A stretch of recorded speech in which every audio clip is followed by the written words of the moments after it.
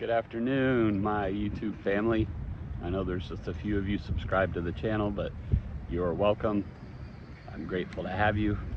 And today's political rant is brought to you by the Felon 47, Felon-in-Chief, the man whose illegitimate administration has taken over our White House, the people's house. Yeah, I've been thinking on this a lot, and of course I've been in the echo chamber of Threads and all of my liberal progressive friends and followers on there. So, you know, my opinion might be a little skewed. It might be a little off. It might even be a little extreme. I'll grant you that. But way back during the BLM movement and George Floyd protests in 2020, I started preaching to my daughters that in their lifetime, they're probably going to have to take up arms and take back their government. Yeah, I'm talking about an armed revolt, a new American revolution, because I really believed that our country was headed in that direction, and it is.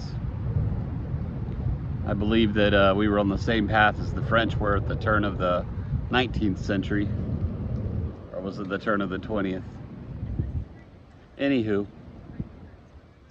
yeah, 19th. Back in the early 1800s, when people lost their heads because of the income inequality and the class system and the wealth all held at the very top in the ruling class. I mean, I wasn't way off when I was preaching that to my girls just 5 years ago during the pandemic shutdown, when we were home alone watching a lot of news coverage, and I was getting into politics a lot then too. But we got through that ridiculous first term of DJT, the felon, the 34 count convicted felon. And I thought, well, that's the end of it, especially after January 6th. That's definitely the end of it. I thought the MAGA cult would just disappear into the annals of history, but unfortunately that didn't happen because our country got dumber and crazier over the time. Yeah, I thought we were headed on that path, and if you look at it now, the oligarchy that we have now, it's the same class system as the time of the French Revolution, when Marie Antoinette was telling all the 99%ers, eat cake, eat from the crumbs of our table. We're stuffed and overfed, but just deal with it. And here we are with the ruling class, a bunch of billionaires. I'm talking even our representatives in Congress. They're part of the ruling class. They're a lot closer to the 1% than we are.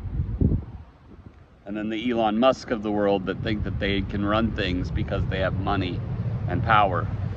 And we've given it over to corporations, to CEOs, to oligarchs. We've willingly given over our government. We might as well just scratch out "we the people" out of our Constitution. So I don't think that my thoughts back in 2020 were all that exaggerated. But what shocked and surprised me is that it was going to happen in my lifetime, that it was going to happen within a few years of me predicting it. I mean, do I realistically think we're on the verge of revolution? No, because I don't think enough Americans care. I think Americans are mostly lazy and selfish, and they don't give a shit. If it's not really affecting them personally, if they're not about to be deported, if their rights haven't been stripped away, if they're not going to lose homes and income and whatever else, it doesn't affect them personally, they don't give a shit. Americans are lazy and fucking selfish and isolated in our little bubbles everywhere. We reach out through social media and think we're connected, but we're really not. We're really not. So on this bright sunny day in Marina del Rey, California, where I'm basking in 71 degrees and sunshine, you know, I'm having a lot of thoughts about this current situation. And the only reason that I'm talking about revolution right now is because I think it's that dire. Sure, the experts are telling us, just calm down, progressive left, just calm down, liberals.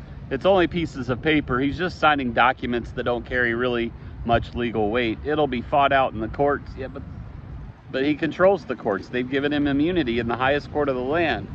So there's one check and balance out of the way.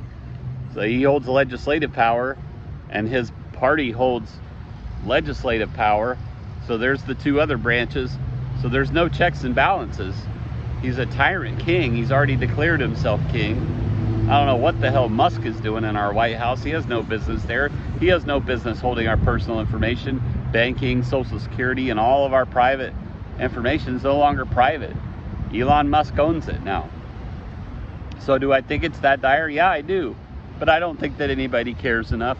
I think there's a select few of us that go to all these protests across the country. I think there's a few of us screaming at the top of our voices on Threads and other social media platforms.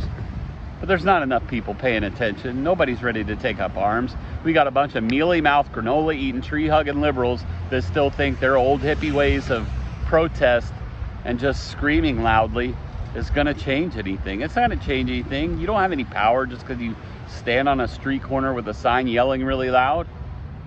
Your power's been stripped from you by Congress, by the judicial branch, by the executive branch. This is your government. You've got to take it back. Just like I preach to my girls, if you have to take up arms and storm the castle, then storm the fucking castle. Really? You're just going to sit here and let oligarchs rule the world and tear up our Constitution and destroy our democracy?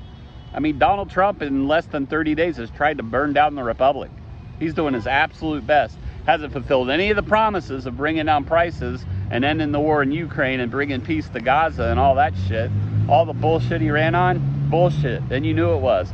And the disavowing himself of Project 2025, bullshit, because he's putting it all into action through fucking executive orders. Almost every one of the things he signed into law is in Project 2025, you morons. It was in black and white, 900 pages with his administration or his name mentioned over 500 times.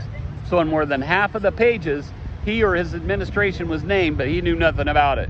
And you idiots ate that stuff up. You MAGA cult sheeple just believe everything he spews out of his mouth. It's all bullshit. He hasn't fulfilled one of those promises, but he has fulfilled Project 2025. He's bringing all that stuff in through executive order. Oh, but the media and the moderate conservatives and liberals are saying, don't freak out about it. Don't lose your minds. Those papers don't mean anything. It'll be fought in court. It'll be contested by Congress. Ain't gonna do shit. Their balls and spine were stripped a long time ago, and the GOP bows down to their king dictator. Come on. Come on. Our legislative branch isn't going to save us. The executive branch is out to get us. And what's the courts going to do? The judicial branch, also spineless, gutless, ballless. This is our fucking democracy. We the people. When are we going to fucking rise up and take back our goddamn government? It's our government. They work for us. He lives in our White House for free. We're paying his ass. We're paying all of those top billionaire ruling class Congress people and senators. We're paying them, giving them free health care for life. And what do we get? More taxes. We get bent over and screwed. But you're stupid and lazy, America, and you don't care, and you're not even paying attention. And those of you that are gobbling up the corporate media that are just fucking lying to you. Corporate media, they're special interests. They're serving their master. Look at Joe Scarborough and his bullshit. Look at MSNBC bowing the knee. All the corporate media is doing. I don't even trust the progressive independent media. They're all Trump obsessed. They have TDS like a mother. Wake up, people. Wake the fuck up. It is time for revolution. Do I think it's coming? No, but it is. In my daughter's lifetime, I still believe that prophecy will come true. But we got to do something. Keep resisting, keep protesting, keep shouting loudly. But I don't know that that's going to get it done. I don't know that that's enough. But that's the end of my political rant. Thanks for listening to me. Thanks for indulging me. I really do believe we're in crisis. This is a constitutional crisis. Don't listen to the media trying to tell you otherwise. This totally is. Peace out.